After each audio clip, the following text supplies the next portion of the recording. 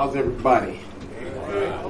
All right. I want to thank Chuck T. and Steve W. Also the men's conference. Thanks, Phil, and all the brothers who've put this program together for the years that it's been going on. I'm a grateful recovering addict called Ty Mack. My clean date is 1/27/91. I ain't having a bad day, but I'm having some bad moments. I was taught that here. You know, I used to just say, man, my whole day is messed up. You know, when there's so many other things that could be going on. You know, when Phil called me for the 15th time, you know, asking me, you know, I've done this before, and he's like, well, I want you to bring that comedy flavor. You know, I do stand up as a professional comedian, but in my mind, I'm like, when I'm going through it, who sends in the clown for me? But I'm here to do God's work. Yeah. 3 years ago, I lost my mom to cancer. January 31st, 2015. You know, and just in July 16th of this year, my dad died of stage 4. You know,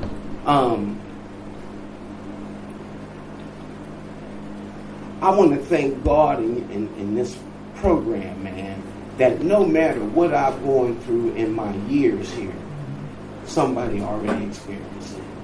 You know, first when my mom was sick, you know, I started watching guys that would talk about how they lost their mother, you know, and get their numbers.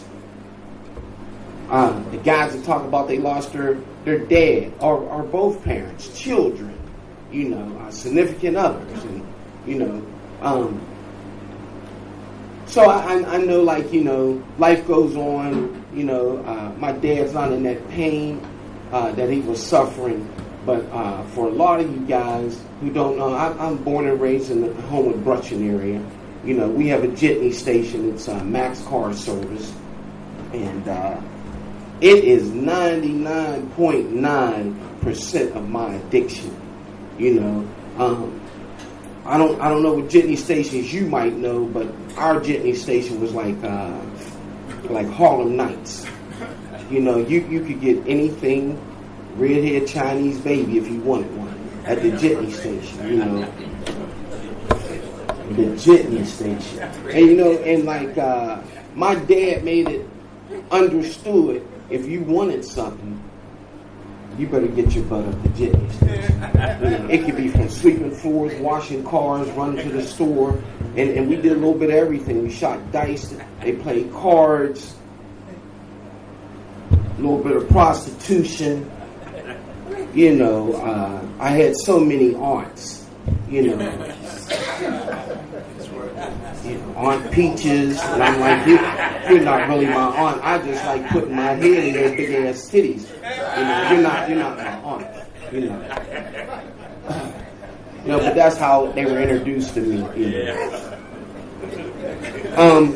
I'm glad to be here. My wife, you know, I got a little touch of gout, man, in my left ankle. I had rotator cuff surgery. Man, my right hip is killing me. And I'm like, what the hell are you getting old? You know, I'm 59 years old, but I shouldn't be feeling like this. It's just my turn today, that's all. You know, so I put a little bit of heat ointment on. I got some ice on my ankle. You know, leaving out of the car, and she says, "Babe, do you want your sling?" And I just thought about all the men down here. I'm like, hell no, I don't want them to think that I'm messed up. But the truth of it is, out of the car, I'm walking like one step at a time, you know. And you know how guys look at you and they cut their eye and they look at you, you know. But there's something different here, man. The guy helped me, you know. Hey Chuck, I want to thank you for helping me. You know, I looked at them steps and I'm like, my God, but you came over and I thank all of you for helping me. You know, and that's what I'm seeing more so in this ongoing journey of just getting one day clean. It's the help. It's the help that I'm so desperately in need of. You know, well, my wife drove me here, but you know, it's like obstacles were coming in our way. We were coming in from Washington, PA. You know, and we get to the Rankin Bridge. It is backed up both lanes. Oh my God! Now her driving specialty kicks in because she knows the West Mifflin area, you know, and she says, "I'll get you there in 3 minutes." You know, so we had to go through North Versailles. I don't know if you guys know that way. I don't. And my lady's foot is made of lead, man. And I'm like, babe, we okay, we'll get there. You know, it's just rush. But what it is, deep down, this is my car. I don't care how you drive your car. You know, and every accident she's had, it was the other person's fault. You know, and I just didn't want to experience that. You know, so I put the seatbelt on and you know, wrapped it twice. You know, but I wanted to get here. You know, I wanted to get here. You know, coming down those steps. You know, I looked at that chair. Not me. I'm Ty Mac from Homewood. You know, I can't, you know, but I put my hand on it to support me to come down. I get down to the bottom like, shit, I should have took that chair. I bet I take it going up. I bet I take it going up. The whole story. I don't know. I ain't capable of giving the whole story yet. I have not arrived to that spiritual bliss that like I can tell the whole thing. You know, I'm going to give you most of it, and I'm going to alter some of it. You know, and then I'm on my way. It's funny. It says honesty. That is my youngest grandbaby's name, but it's spelled with an I. You know, coming up the way I did, there's a difference between honesty and stupidity. You know, in here, me getting honest has freed me up from so many things. You know, regardless of what I might think the outcome might be. I'm gonna get a little honest now. I've been holding this in. You know, yeah, I've had rotator cuff surgery. You know, on September 2nd, me and my wife go to the movie theater. We see a movie. You know, we're getting ready to leave, but I'm like, let's go see that Muppet murder movie. It's a Muppet, you know, he's a detective, you know, and I forget the heavyset lady that plays it, but I like her, you know, she's calm. It's a comedy. So we're sitting there, but before we go sit down, she always turns and looks at the balcony. I don't like sitting in the balcony. Too much stuff happens to me in the balcony. You know, from the Regent Square show to even when I was younger, the balcony means something's going to happen. But I peas her, we go up there, we sit down. Here comes a young dude, black guy, and his lady, white girl, and they sit down directly behind us. And the girl's got a habit of kicking my woman's seat. You know, so she turns around and tells her, "Can you please stop kicking my seat?" That's one. All right. A little later during the movie, it happens again, but this time she takes her foot and just leans it on the seat, making her sit forward, you know. Now I'm like, okay, now I got to turn into Mac Man, you know, or whatever. So she gets up and she says, "Can you take your foot off my seat?" And the girl's just looking at her. So my lady grabs her foot to take it off, and dude stands up. Now I stand up, you know. And I'm like, my man, you should let them handle it. But I'm giving him that look. Can't you control or can't you handle your lady? Like, this is unnecessary. Yeah. His main focus was, she better not touch her.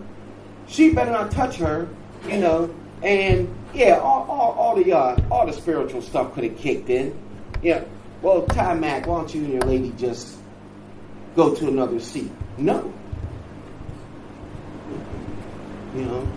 And her and my girl's at it, and this guy is trying to push past me, calling her my lady names, and he's trying to push past me.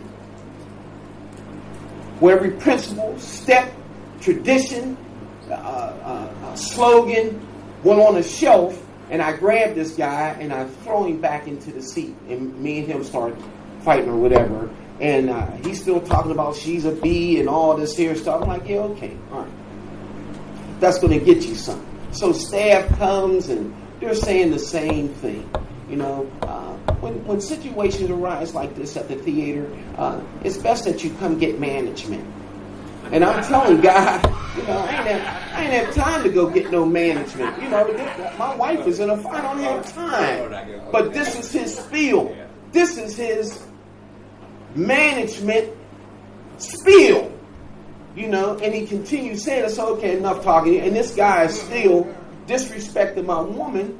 You know, and I said, my man, I ain't called your lady a bee or a hoe, nothing. Yeah, okay, you know.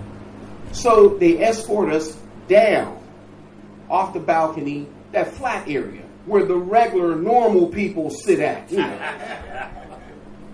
And in my mind, and I acted on the action, now I'll get you. Because see, on that slope, I can't get you the way I wanted to get you. And all them bees and hoes you calling my girl. So he's talking to staff. And I slime my way to the right a little bit. You know, I get my wide base like y'all teach you in the hood. You know. Bop, bop. And he's falling down, but he grabs me by the shirt. And we both go down. And I hit my shoulder like on the concrete, you know, and I'm holding him down, I'm breaking his, you know, they break it up, you know, and he's running out saying, now I'm going to my car, y'all wait right there, I'll be right back. You know, just the insanity, not the situation itself, the insanity from something as small as take your foot. And they wasn't with it, you know. Yeah, I called an attorney, he wants to know certain things. You know, you think they were, you work in drug and alcohol, you think they were under the influence. Like, man, I wasn't smelling his breath. I wasn't, you know, I would say that his behavior. Yeah. But then I got to look at my own behavior.